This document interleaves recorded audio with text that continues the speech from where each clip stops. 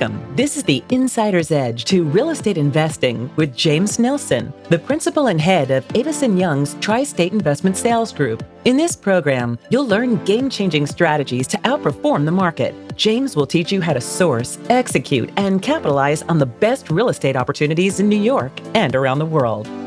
Now, here's your host.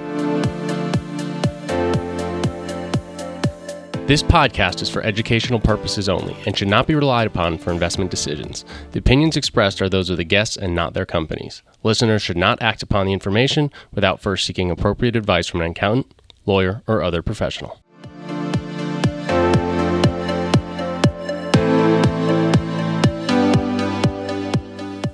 Welcome to show number 186 of the Insider's Edge to Real Estate Investing. This is your host, James Nelson. Welcome as always. The feedback that's been coming in from many of you, whether it's through LinkedIn, through all my social media channels, James Nelson NYC, I really appreciate when you reach out, you share your thoughts, your questions. It really helps me to keep this show going, and it's just great to hear that it's been helpful to so many of you. And today is no exception, where we have another incredible guest. We're here to tell you about how they got started, how they built their company, advice, not just to aspiring investors, but also to veteran investors. I know sometimes we talk a lot about students and thinking about how to get into the business, but what's been really amazing is to hear from many of you veteran investors to say, hey, you know what? I haven't thought about that for a while, or I learned something that's really helped me step up that game. And today you're going to hear from Victor Sigoura. He is CEO and founder of Legion Investment Group. He's a real estate developer, owner and operator focused on acquiring and executing developments in strategic and highly sought-after locations. Victor has been responsible for directing and overseeing new developments worth over $7 billion across multiple sectors of the real estate industry. And for those of you not from New York, you should definitely take a look at his site, see what he's done with some of these signature projects on the Upper East Side, breaking sellout records. Really incredible story here. And you're going to also hear about the value of establishing relationships, most importantly, being honest throughout the life cycle of the deal, and Victor shares his focus on integrity to build trust and attract investors when he has a development opportunity. So, as always, you can go to jamesnelson.com. That's where you can find show notes for this episode. You can also find not only Victor's bio, but you can also find out ways to connect with him, as well as his website at Legion Investment Group. So we're going to have a brief word from our sponsor, and we'll get right into that interview with Victor Sigoura.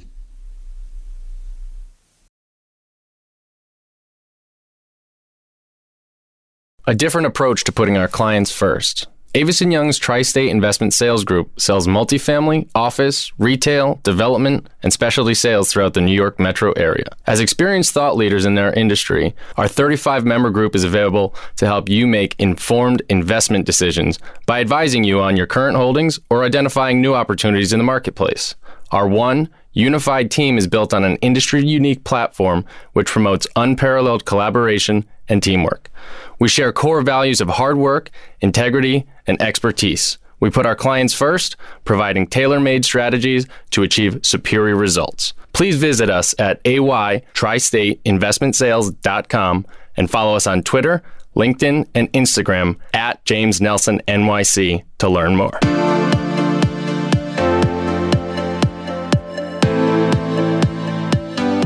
Welcome, everyone. Thrilled to have with us today in our new studio, and might be a little confusing behind you. You might be seeing Rockefeller Plaza, at least for those of you who are watching the stream. But yes, we are here at the Green Room, here at the Avison Young New York offices at 530 Fifth Avenue, and incredibly excited to have with us today Victor Sigoura, who is the CEO and founder of Legion Investment Group. So, Victor, thanks so much for joining us. Thanks for having me, and excited to be in your newest studio. Wonderful. So for our audience, why don't you give a little background about Legion, maybe your portfolio, current projects that you're working on, just so the audience can get a sense. Sure. So Legion Investment Group is primarily a development company focusing on condos, rentals. The tri-state area is our primary focus today, really Manhattan and Brooklyn. But we do also own and operate multifamily buildings in the city. It's not really our primary focus at the moment.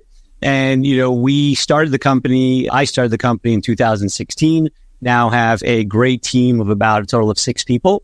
we, recently came off of and I know we'll be talking about this later, a great success at 109 East 79, which was a, high-end luxury condo development that we executed. And we have about 4 or 5 development projects in Manhattan in the pipeline.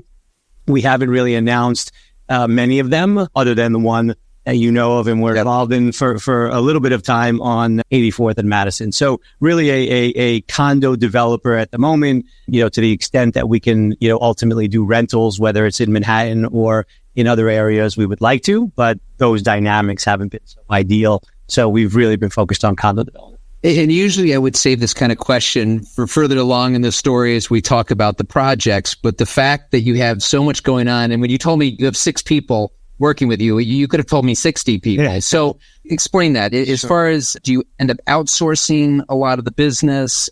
How do you structure it? Yeah, so this kind of ties into some of the, some of my background in terms of how we've, managed companies in the past. And so in my past companies, there were always, really the top executives of the firm, and you cover the major disciplines, right? So you cover the acquisition side. So we have a head of acquisitions. We cover the marketing and design. So we have someone who leads that. And then we have the construction side of it and someone who leads that as well. But all those aspects also have outsourced groups. So whether we're working with a brokerage firm on the marketing, sales and marketing side of it, whether we're working with a construction manager or a GC on projects, all of that part of it is still outsourced, but we really oversee everything internally. It's always been important to have that level of executives overseeing everything that the company is doing.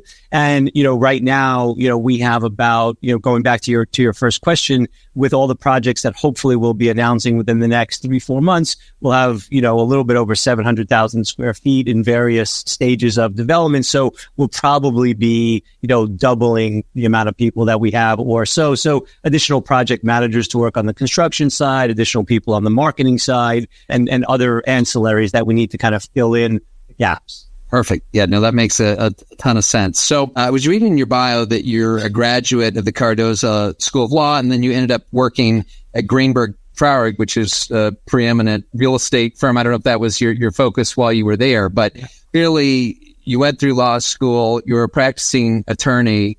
Was that always just what you thought you'd end up doing? Yeah. So, the law part of my career was really supposed to always be a stepping stone into real estate, right? It was an area that I knew I wanted to get into. And so that was really supposed to be a stepping stone for me. An interesting story there. I started working at Greenberg in 2001. I think I started the day before 9/11. And at that time, even before 9/11, the real estate market was pretty slow.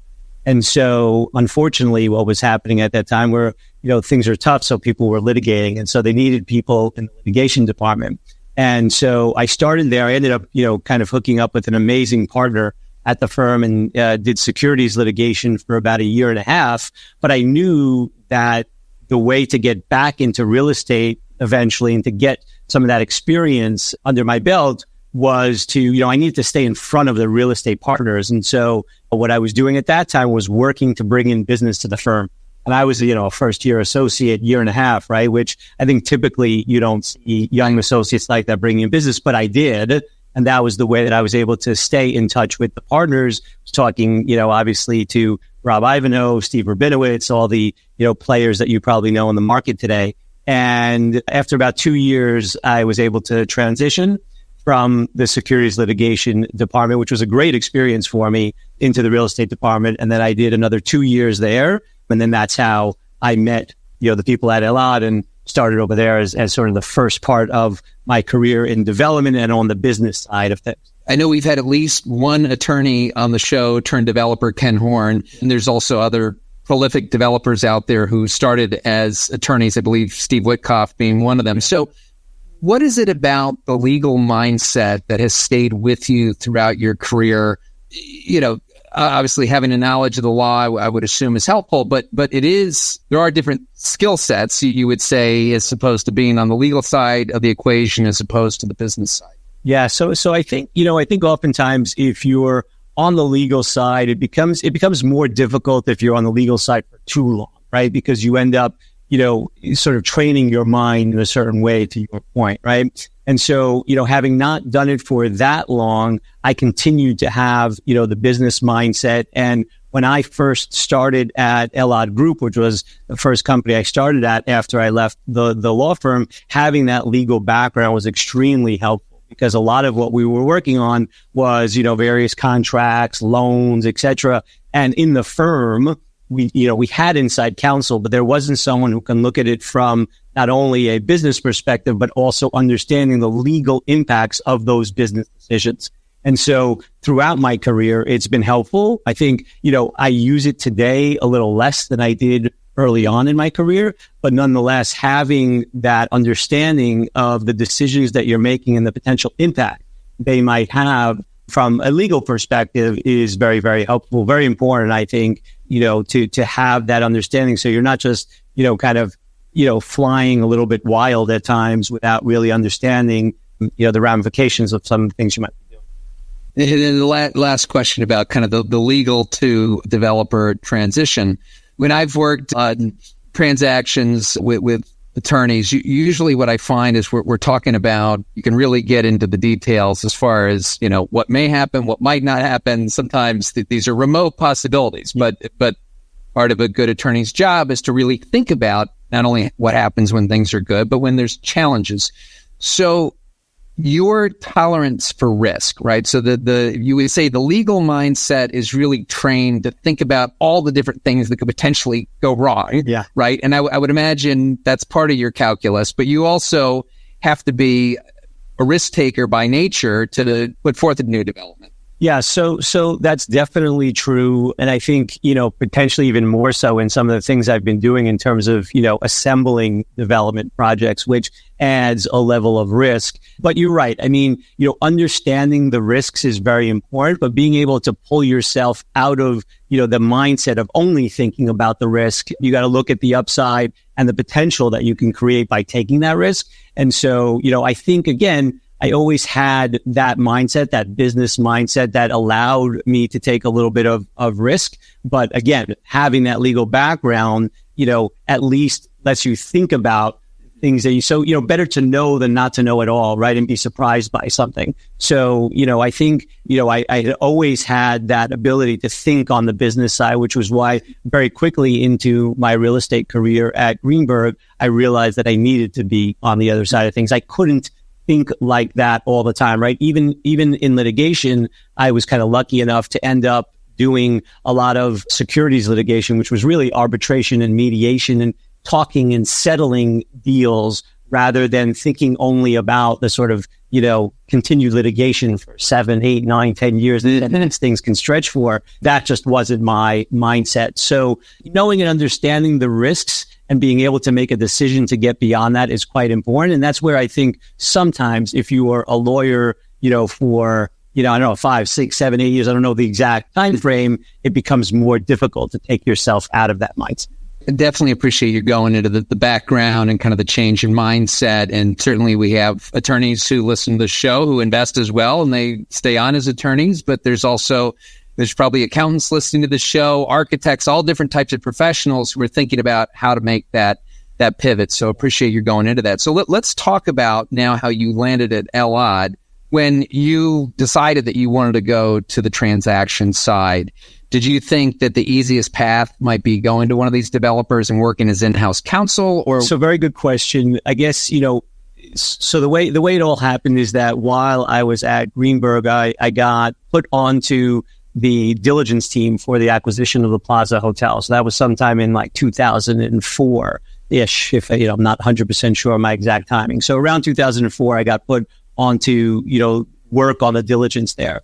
And through doing that, I met, of course, the principal of Elad Group, which was Isaac Chuva, also met the CEO, which was Mickey Naftali. And for a while after that, I was working on the deal itself, and we had a good amount of interactions. And then when I finally decided to leave, I really didn't have a sense that I wanted to go into development, to be honest, right? I had a sense, for sure I wanted to be on the transactional side. I wanted to be on the business side of things. I did not want to go in-house at a place. I wanted to get sort of away from the legal side of things. And so, once I made that decision, I started to talk to several different firms, and, I think 2 were in development, others were not.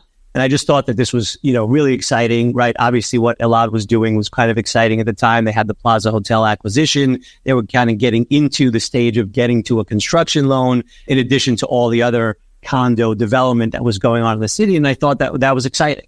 And so that's, ultimately I decided to start there and only on the acquisition side. In terms of my conversations, at that point when I was speaking to Mickey, it was, again, we had sort of a rapport prior to that. So he understood my mindset. He understood, how I thought about things. And at that time, for sure, there was really no one else kind of on the acquisition side that was working alongside him. And so having that legal knowledge was very helpful, because then I can, be on the phone with the lawyers going over the business/legal issues and be able to, explain it to Mickey in a clear, concise, and sort of quick way so that we can make decisions together and move things along. So, that background really worked out very well for me. And I think, just going, speaking in, to someone and explaining to them my mindset, the fact that I was able to bring in, business to the law firm on the real estate side, right? That's a little bit more of entrepreneurial kind of mindset. And I think I was able to convey that, which helped me, just transition as an acquisitions person as opposed to, in-house legal. Got it. And so it does sound like that they did rely on you for your legal expertise, and whether it was for financing, structuring deals. I mean, I don't know if weighed in on individual condo sales, but was it kind of a catch-all type role where you were just fully immersed in the development? Yeah, it really became everything. And not surprisingly, early on, very much of the focus was on the plaza. There was a lot going on, right? There was all different aspects of it. There was the residential conversion, there was the hotel, there was the condo hotel, there was the retail. So it was a lot of different aspects of that deal. And so I spent a lot of my time early on that. And then probably not until I would say at least a year plus, year and a half, maybe even 2 years in, I was able to really start focusing more on the acquisition side. Did a couple of acquisitions, and then, unfortunately we hit the financial crisis. And so at that time, just focused on handling the issues that we had within the portfolio, all of which led to great experiences for me and great knowledge that I gained over that time. Is it? So lessons that you learned out of the plaza conversion. I mean, one of the most historic, significant pieces of real estate in New York City. And I can imagine that the conversion was not an easy task. So any lessons from that as far as what went well, what were, pleasant surprises, what were challenges that you didn't even realize once you really got under the hood? Yeah. So, again, for me, it was kind of my first foray into real estate, right? So I saw a lot of different things happening, and there were so many different components, as you just said, to that development. And I think, one of the main things I probably would have taken away from that, or I took away from that, was that, when you get into a project, understanding what it's going to entail from a construction perspective, making sure you're properly prepared for it from a, really a budgetary perspective with your lenders internally, et cetera.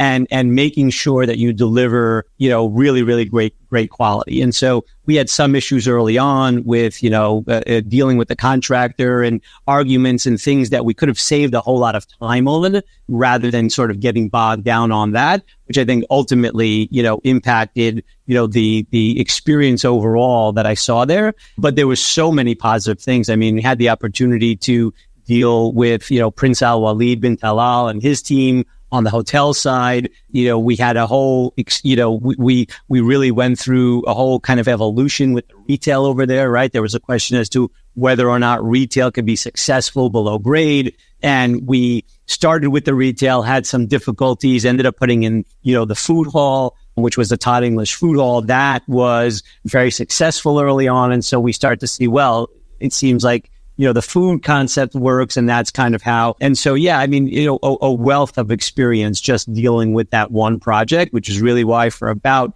2 years, there just wasn't enough time to deal with sort of typical acquisitions, but overall had some great experiences there. I even, after the fact, served on the board of the residential condo with some great owners of plaza units, learned a lot from going through that process and seeing what buyers were focused on after the fact, right? Like, preparing, knowing things for the future that, buyers and owners will look for once the project is over and you hand it over, right? So all of these lessons have been, very important for me throughout my career. Well, it's great to hear that you were really involved after the fact as well, because you do, sometimes you read about the friction that happens afterwards, and that there's this antagonistic relationship between the developers and the buyers. So clearly, things come up, but you were able to address it, and the fact that you followed through the project. I'm curious about the notion of having the hotel and then residential condos. So were the condos getting, or do they still get hotel service? And if so, what do you think of that as a business plan? I guess it's got to have a certain scale to make sense, but is that a big reason why you were able to achieve such premiums there? So I think, look, that was certainly part of it, right? The at the end of the day, it's the plaza, right? And it has that iconic nature to it. Obviously, being right on Central Park is a huge factor there. Early on, yes, we did try and organize it with some hotel services. I think the interaction between the two often becomes difficult, especially in what is a union building. So, who goes up to the room, who delivers, who does it, how do you put the order in, what are the logistics of it all? So it does become challenging. I think more of it was the fact that it was the Plaza Hotel. It was ultimately a beautiful conversion, and you had, you're right on Central Park. So really all of those things, you couldn't go wrong. Now, having the hotel and what was eventually the food hall and all of those kind of services really, right at your doorstep was just an additional amenity that everybody had, which definitely added value once it got settled and we had, all of that functioning properly. And so that was, really a great amenity for the owners. But I really think it started with the type of product that we developed, where it was located, and, the fact that most people, other than, some lower floor units, had Central Park views. Amazing. Well, good. So after it was a couple of years there, then Mickey decides that he wants to start his own development firm. So Naftali. So was that at the time when, and I don't know if there was kind of a split as far as, certain people ended up going with Mickey and staying. So I don't know to what extent you can talk about that. And for our listeners who've been in situations where they're at a company and then some of the people leave, and sometimes for good reason, where that there's plenty of business, and who knows, maybe at the time he just had a different investment strategy or other things that he wanted to pursue. And but how did you kind of position yourself during that transition and ultimately decided to stick with Mickey? Sure. So not surprisingly, over the years, Mickey and I had become very close, right? We were really working together on all of the development deals that the firm was doing.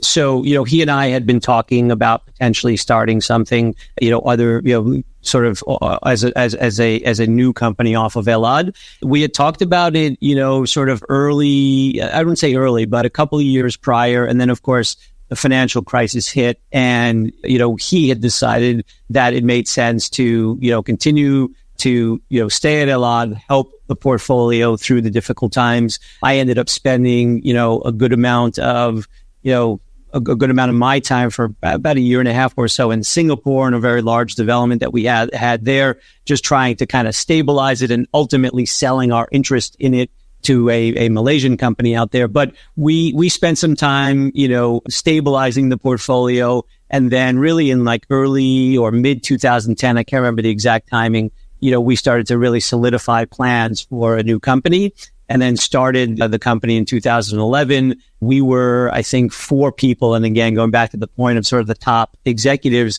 we were really like 4 people that started the company, and then brought on someone a little bit later to head up construction for us, who was also at Elad, who we had some experience working with. And then it's, kind of history from there. A couple of significant projects or lessons that you learned from your time there?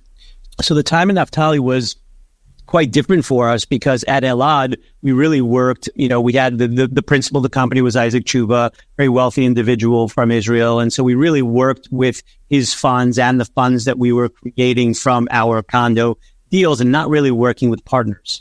And every once in a while, there would be a partner who was a good friend who would come in for, a 50-50 kind of thing. But not, I would say, in somewhat the more traditional way that developers work with institutions and other high net worths. And so for us, it was kind of a whole new experience to establish relationships with institutions and high net worths in order to help us do deals on whether it was, 90-10, 85-15, 80-20 kind of basis. And so I spent a lot of my time early on, establishing those relationships. And thankfully, we ultimately did, while I was there, we did two development deals with Carlyle. We did a development deal with Starwood. We did deal with SL Green, some Israeli insurance companies and others, both on the rental and condo side. And so for us, it was a whole new look really at the development business, in the sense that we were no longer kind of, relying on one source, but, working with a whole group of, institutions and high net worth individuals. So it really opened up a whole kind of new world to us, which, really helped us do as many deals as we did. I think within the first year and a half to 2 years, we had about, 10 different deals under our belt, but both on like the rental side and the condo side. There's probably someone listening to this or watching this right now who's at a big shop and they're thinking about taking the leap and doing it on their own. So that, I don't want to call it fear, but the question is, okay, well, if I'm at a place where I currently have great access to capital and a track record and I'm going to make a leap, and yes, some people, they make the leap, they're backed by a high net worth who can help them with those first few deals. But for those who might not have those connections already secured, or they want to open it up to a variety of different institutional partners, how did you convince? I mean, again, you said Carlyle, SL Green. I mean, these are major institutional players who know the business, and I'm sure they admired and saw the value of what you did at the previous company. But how were you able to convince them that building this out, this new platform, that you can execute at the same level or be even better? So are you referring to the Naftali Group platform, or you're now fast forwarding? Well, it could be both. Both. Okay. So they're both relevant in terms of the fact that even when we, started, going back to 2011 or so, when we started Naftali Group, we had to have those conversations with lenders and partners as to, why do we think we can, get things done sort of on our own in this new platform.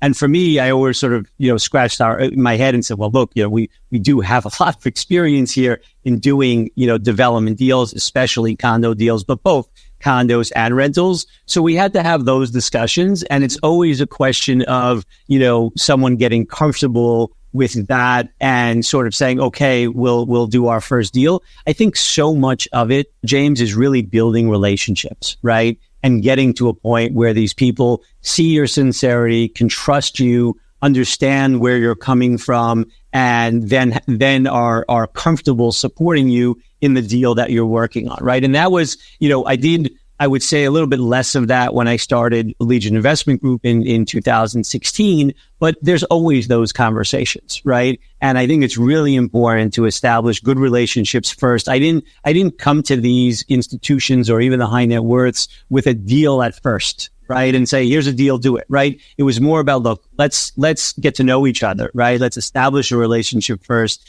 hear a little bit about me, learn about me, I'll learn about you. And then when it's time and there is a deal to talk about, hopefully it makes that process easier.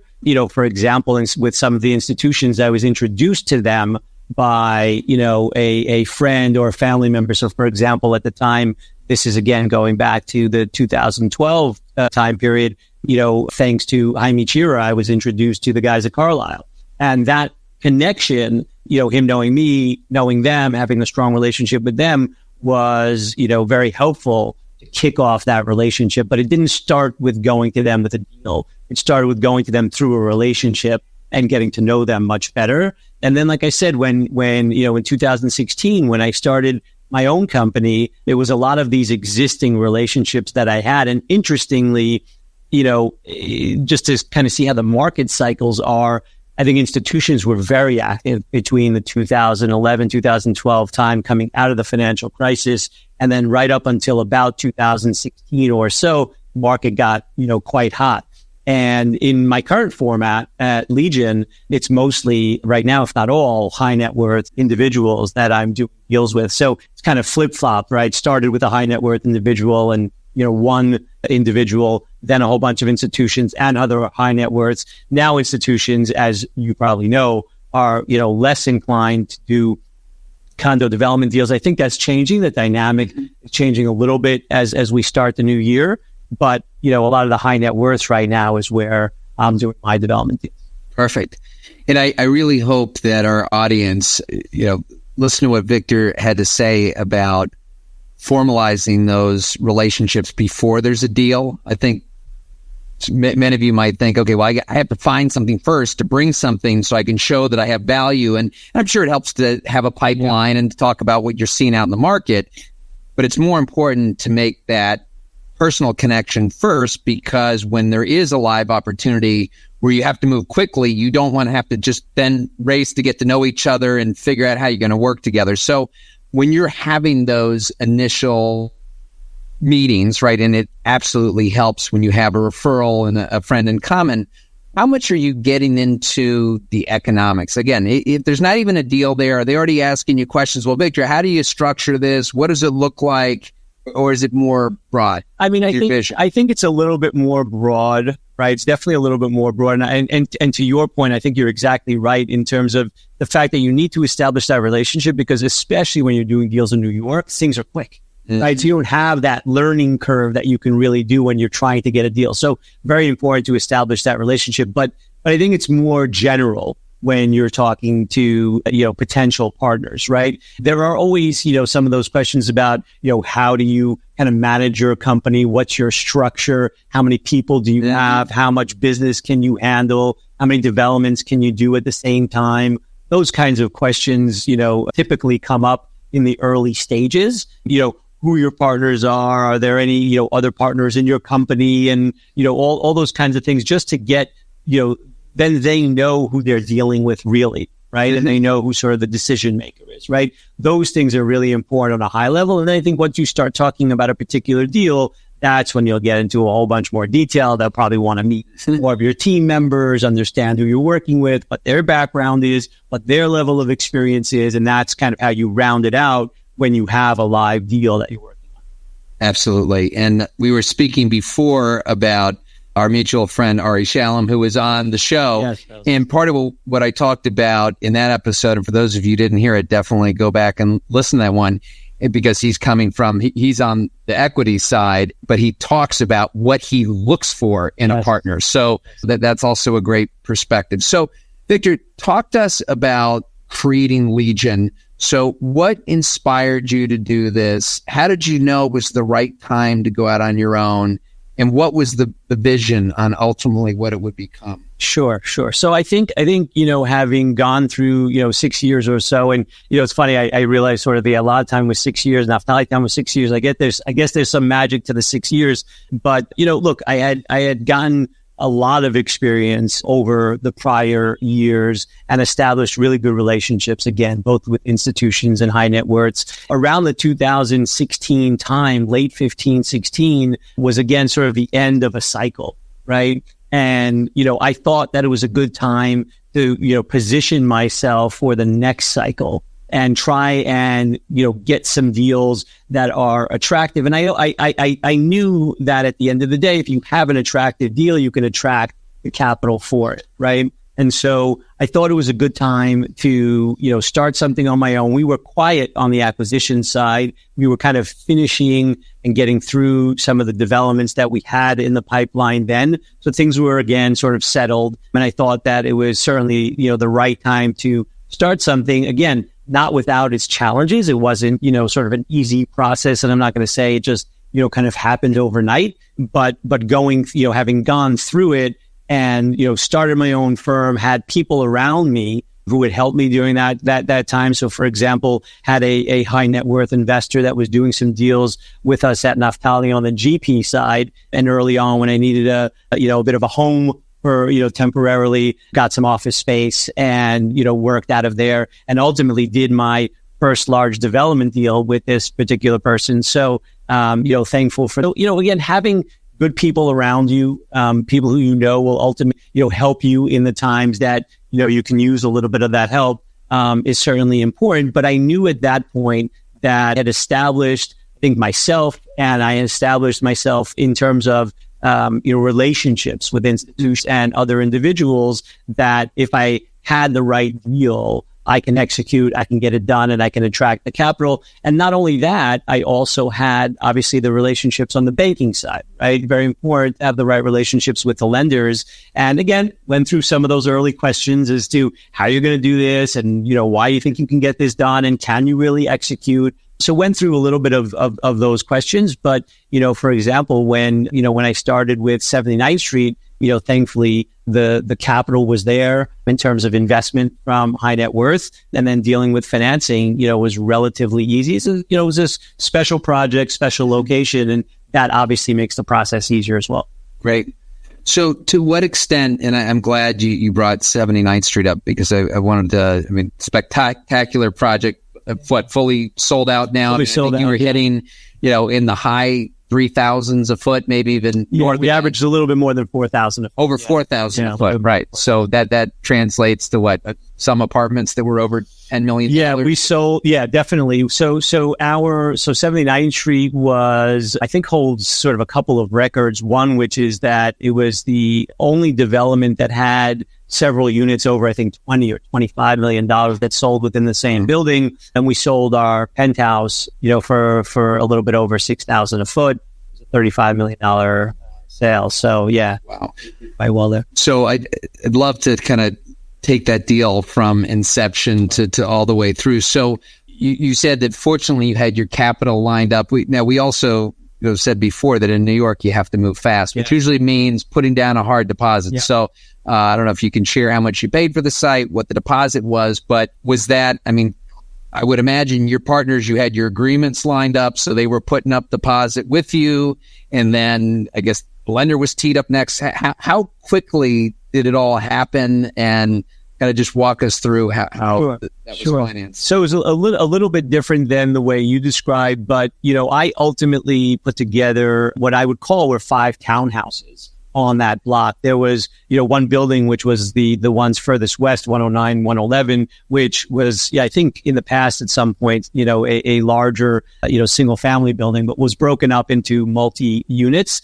So I put together 5 different townhouses there. And, when I first started, I was introduced to one of the townhouse owners who didn't have the unit, his townhouse on the market, but did want to sell, and, started the discussions with that owner. And once I had advanced those discussions and really understood what the possibilities were around this one particular townhouse, that's when I was able to speak to some capital and say, look, here's the game plan, right? I needed to be able to tell the story of what it was going to be and how I was going to ultimately put it together. So I started with the first, then, put the first into contract, had a bit of a closing period. And then on the second, it was very interesting because it ended up being kind of sort of a friend of a friend, and it was owned by that friend's family, and they wanted to also invest in the deal. So they kind of came in and put that building in. And then the others we bought straight out.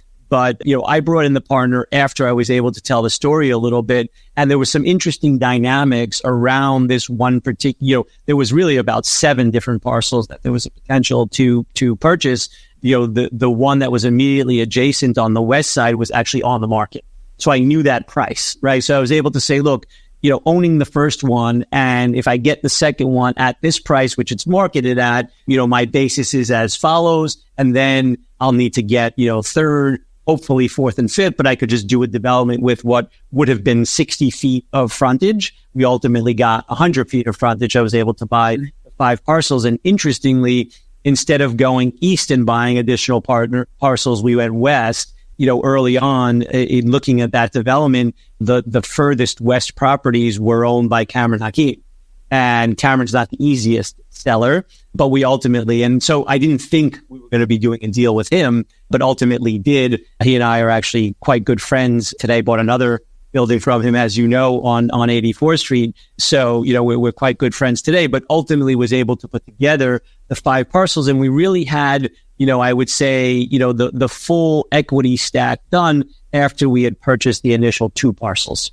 And that was at the point where we knew that we'll end up being able to put at least that 60 feet of frontage to get a development. Other than, if we weren't able to, there were some sliver law issues that we had to deal with, which we could have dealt with, but obviously preferred to have the larger. Then once we had the 3rd, then the 4th and 5th, came together. But again, even with that, it wasn't that easy. There was also a regulated unit or 2 that we had to deal with there, which we did. And so it took about, I would say, 2 years to really put the 5 parcels together. And ultimately, we had about 145,000 gross feet, 100 feet of frontage on 79th Street, which when you look today, for example, west of Lex, is very, very difficult to put together these days. So I definitely want to get back to how then the project, the design and how it, but I'm so fascinated by the psychology behind the assemblage. We've done close to 200 shows. I don't know if we've talked a lot about assembling, and even outside New York, I don't know how prevalent it is, but needless to say, and what I thought was really interesting, you said, as long as I have these 2 pieces, I have a site, right, that I know I can build and I'm comfortable with the basis. And if I can add to it, at a certain amount or degree, it gets better. But I would imagine that helped you stay disciplined, because if I'm an owner in the pathway of a developer, or, you always hear about these tenants who hold out for these enormous buyouts, they think, oh, well, here's the developer coming by with a pot of gold. I just won the lottery and I'm going to hold out for some just ridiculous price that I made up. So how do you approach that conversation when they know you are the developer and that, their piece does make your project that much better? Yeah. But you still have to get them to buy into reality where, hey, if it wasn't for me and you're selling this as a standalone, you're not going to be as better. So that's exactly right. And it's constantly that tension. And again, I think it all goes back to some of the themes we've been talking about in terms of, establishing a relationship, right? And so, I'm almost always front and center with these owners, talking to them about these very issues, right? On the one hand, your property is worth a whole lot more because of what we're doing. On the other hand, there's a limit to what we can pay, right? And so, ultimately, if it doesn't work for you as a seller, then I understand that, but you have to recognize that you'd ultimately be in a worse position if you don't go forward and do the deal. So it's it's definitely a lot of hand holding. It's definitely a lot of negotiation on Madison Ave, for example. It took a bit longer and there was a whole bunch of, different stories behind each one of those parcels. But again, starting there, I kind of knew that there were dynamics that made sense in terms of other owners and sellers on the block that would kind of quote unquote compel them to go forward and do a deal. But obviously there's no compelling, right? You got to get them to the right place. So it's a lot of that is establishing a relationship with these owners, but, and it's not easy. It's not easy to, it's like you said, right? Oftentimes, people as an initial matter think, well, here's this big developer and they're, trying to take advantage of a situation. You have to get through that with these owners. And I think the most important part is getting them to understand that, ultimately they're getting paid well because of their situation, but there's really a limit, because there is. And, having the alternative of being able to say, okay, well, if not, I have another path to this, be very helpful, right? Otherwise, you're kind of really stuck, and then, you may not be able to get to a yes. So, Victor, that's great. And that all, I follow that logic. But in reality, when you're trying to have discipline and you need it sometimes, I would imagine patience, right? These things take time. But the push-pull there is that you've got a capital partner who's laid out money, which I would imagine is costing, right? There's that internal rate of return that's racking up. So you're accruing costs to do that. Sure. And you're trying to make the decision, do I wait? Because I think maybe I just don't follow up with this neighbor for 6 months. And maybe if I'm not chasing them, maybe the tides will change. Yeah. But how do you come to grips with the timing of that and having that discipline where you say, okay, I can't wait any longer. I have to move ahead without. I've got to imagine it's a tough decision. It is. And look, really, there's no science to it. I think it's very important to make sure that you have some kind of alternative, right? So that you can answer that question and say, well, look, if we have to sell it, then we can sell it. And, at a minimum, we won't get hurt, right? Or, it will be a bit of a hit to our numbers, right? And to our underwriting. But ultimately, the more time we take and the more time we kind of waste on not moving forward and getting a development done, the more risk there is. And sometimes, that risk plays out well in that you get into sort of a new cycle or you hit the cycle at the right time. Other times it can backfire, right? And so you really have to balance, and I remember, on 79th Street constantly going back to the underwriting and seeing the numbers and saying, okay, well, do I have enough room here to make this make sense? Right. And I think you ultimately, you can't, oftentimes, especially in assemblage, you get sort of emotionally impacted by what's going on. You're like, well, I can't believe this person won't sell for price, for example. And you have to do your best to try and pull yourself out of that. Focus on the numbers. And to your point, you have investors that, the clock is ticking on their money. And I think ultimately, if it makes sense in the numbers, best to, kind of bite the bullet, get it done, and get the project developed, because ultimately, for example, on 79th Street, we were obviously awarded, and it wasn't, our sellout was not the same number that I put on paper when I first started. It was significantly higher. And so we were ultimately rewarded for a great product that we were able to build there. And I'm happy that even though there were others that I had to pay a little bit more to, I'm happy that we finally said, okay, you know what? It sort of makes sense in the numbers. Let's go. Better to focus on getting this developed than to get bogged down on the emotion of, am I paying too much?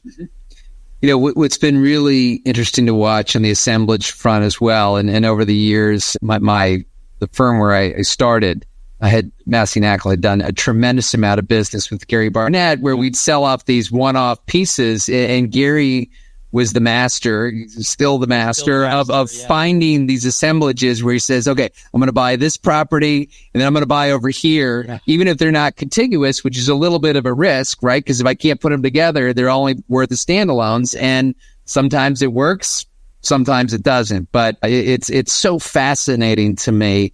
And I know here in New York, and we've got an audience from all over the country, but in New York, how technical it becomes. You mentioned something about the sliver law and how do we avoid this? And do we get height and bulk? And maybe if we can acquire this property, it unlocks this light and air and I can get a better apartment. So there's so much that goes into it. We could spend a whole show talking about it, but I want to talk about how, and I think you're being very, humble, saying, well, the market moved in our favor. We were able to sell apartments for over $20 million. But clearly there was something about this site and the design, right? Because I've witnessed, and I'm on the commercial side, not residential, but I've seen projects that are literally diagonal across from the block, and one sells incredibly well and the other doesn't, right? So besides the obvious, which is location, what is it about the project that you just knocked it out of the park? Was it the unit size? Was it the design?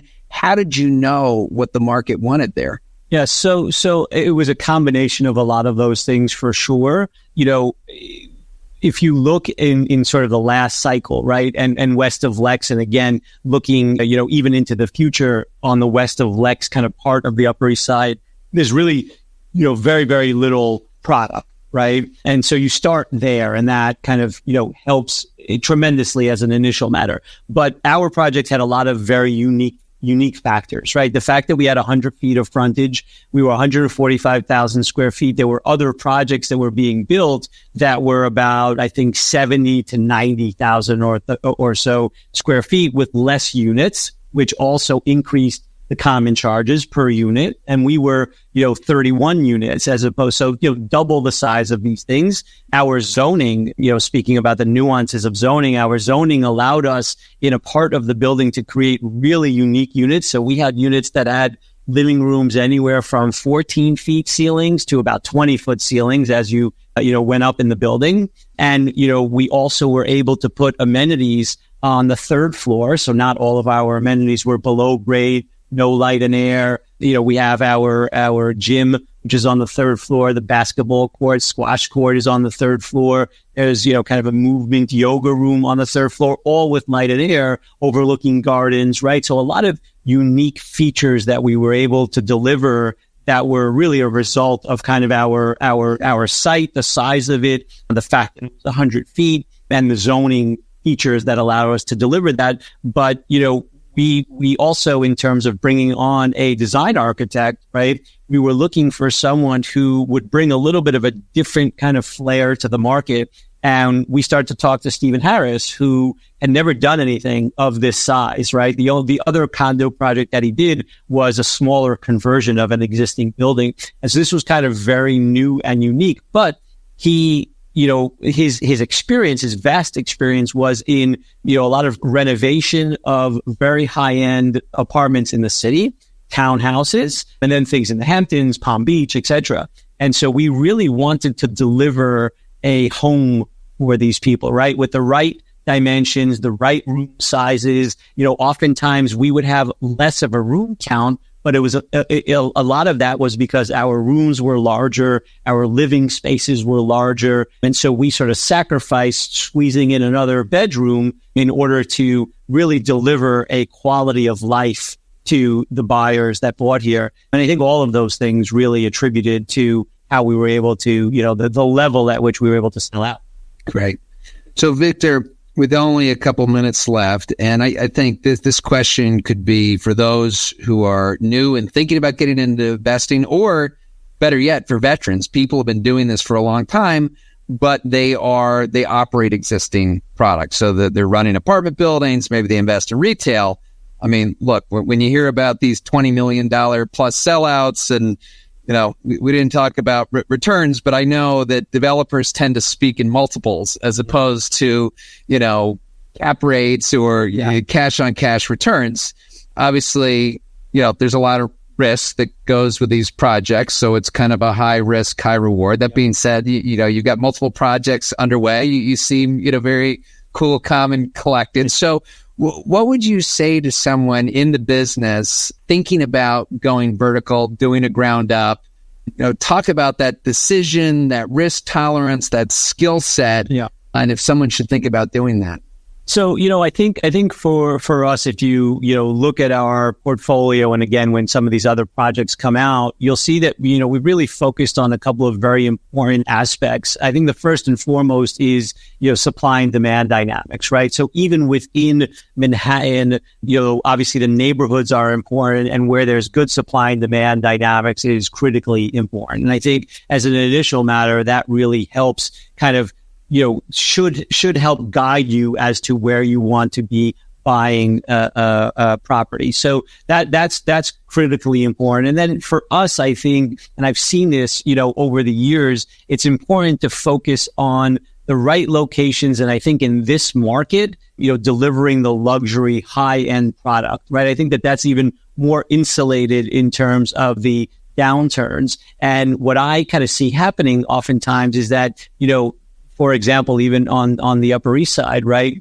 Today there's a lot of projects going on, kind of east of Lex. And, when there's sort of this, general success within the neighborhood, people tend to then go and bid up land, pay a little bit too much, try and deliver a product that area doesn't really demand as much. And then you kind of get hurt when you're trying to sell for a price that is just beyond where the market is. So our perspective is to kind of, go for the luxury product, in some cases pay up a little bit more, but own the right land so that when you're delivering that high-end product, you're, kind of catering to that segment of the market, which is a little bit more insulated from downturns, even today, in terms of where mortgage rates are. Obviously, they're higher, but some of these buyers are, again, more insulated from it. So I think, as you think about doing a condo development, just try and be careful in terms of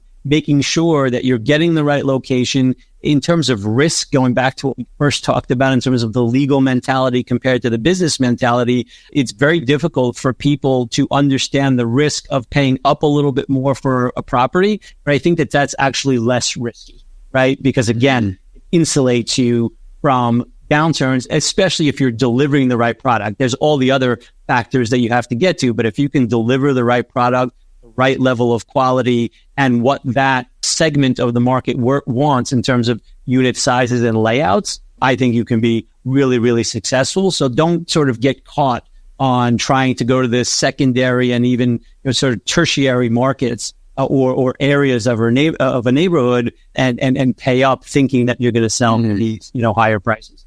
Great advice.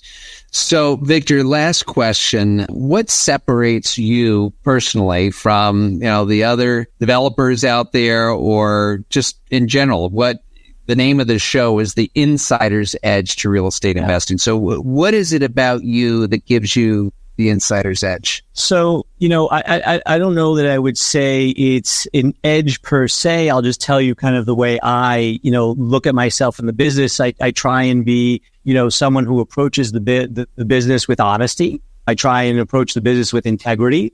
And from my perspective, I think that ultimately that pays off, right? You speak to individuals out there who are potential investors. You speak to individuals who are potential lenders or existing lenders. And I think that is so important, especially these days where, the equity side and the financing side is so much more critical and particular about who they're doing deals with. And so I think, them seeing the type of person that you are, knowing that you're a person of integrity, I think is critically important. All the other stuff, I think, once you establish that and you establish a good name, I'm always about having a good name in the market. I think once you establish a good name, the other things can come, especially when you have a good deal. That really helps you run quickly. Yeah. Well, Victor, having known you over the years and worked with you, I can certainly attest to your integrity, and just thank you so much for joining us today, sharing your story. Incredibly inspiring. So really appreciate it. Thanks so much for having me. Appreciate it. Wonderful. And thank you for those of you who tuned in, or some of you who are watching this now on live stream. Go ahead and forward this episode if you found something of value. And I don't know how you couldn't. And I hope, as I say in a lot of these shows, that not only were you taking notes, but you were working to put these actions into the plans. Because to quote one of my mentors, Rod Santomassimo, knowing isn't doing, right? So you really want to take what you heard here and really put it into a business plan. So again, for those of you who are going to be listening to this on the podcast, go ahead, share it with a friend, someone you think would get benefit, and that would mean a lot to me. So thank you as always. Until next week, this is your host, James Nelson. Thank you for listening to The Insider's Edge to Real Estate Investing. We appreciate your subscribing and sharing with your friends. If you haven't already, please connect with James at James Nelson NYC on LinkedIn, Instagram, and Twitter. Please also visit jamesnelson.com, where you can find the show notes and other episodes, along with an exclusive video series and other helpful resources, so you can gain the insider's edge to real estate investing. Until next week.